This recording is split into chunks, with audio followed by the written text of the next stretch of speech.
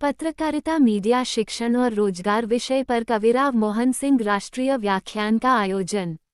सूचना और जानकारी देने से कहीं अधिक आवश्यक समाज में समाज को साझा करते हुए विवेक जागृत करना मीडिया अथवा समाचार पत्रों का कार्य है, जिससे समाज के जानने के बुनियादी अधिकार को बनाए रखा जा सके।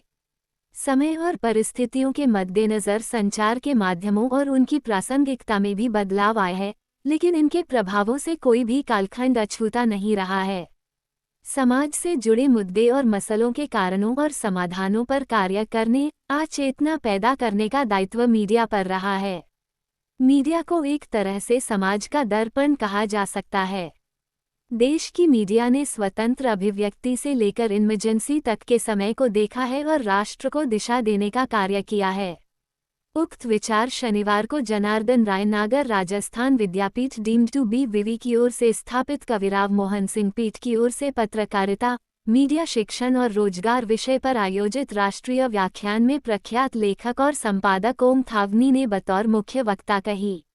उन्होंने कहा कि पत्रकारिता के क्षेत्र में रोजगार की संभावनाएं बहुत है, किंतु सुरक्षित रोजगार तथा नवीन तकनीकों के अनुरूप पाठ्यक्रम और पाठ्यचर्या के गठन और संचालन एक बड़ी चुनौती है, जिस पर गंभीरता से प्रयास करने की आवश्यकता है। इसके साथ पत्रकारिता तथा भाषा सजगता, लोक संचार का उपयोग भी ऐसे क्षेत्र है जिन पर कार्य करना आवश्यक है। राष्ट्रीय व्याख्यान के दौरान पत्रकारिता, साहित्य लेखन, आलोचना एवं समाचार पत्रों के संपादन के क्षेत्र में नए आयाम स्थापित करने और हिंदी भाषा के लिए अतुलनीय अवदान के लिए लेखक संपादक ओम थानवी को संपादकाचार्य सम्मान से विभूषित किया गया।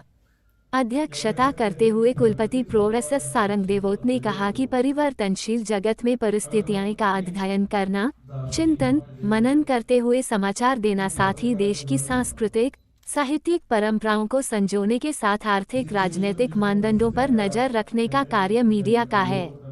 राष्ट्र विकासशील हो अथवा विकसित, मीडिया उस राष्ट्र की उन्नति का द्योतक होता है। भारत आज युवा देश है, जिसने समय के साथ तकनीकों को अपनाया है, जिसका असर मीडिया क्षेत्र में भी देखा गया है। नहीं, रुझान तो है, क्योंकि एक नया विश्वविद्यालय राज्य सरकार ने स्थापित किया, तो मैं शुरू से उससे जुड़ा रहा।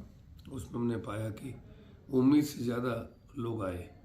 अब ये है कि कैसे लोग पढ़ाते हैं, क्या पाठ्यक्रम बनता है, पाठ्यचर्या कैसी है, क्योंकि कई पत्रकारिता के संस्थान जो हैं वो दुकानों की तरह काम करते हैं और उसमें कोई बहुत समझ का विकास हो और लोगों को आगे रोजगार में भी इस तरह का अवकाश उपलब्ध हो सके, इसकी चेष्टा नहीं करते हैं।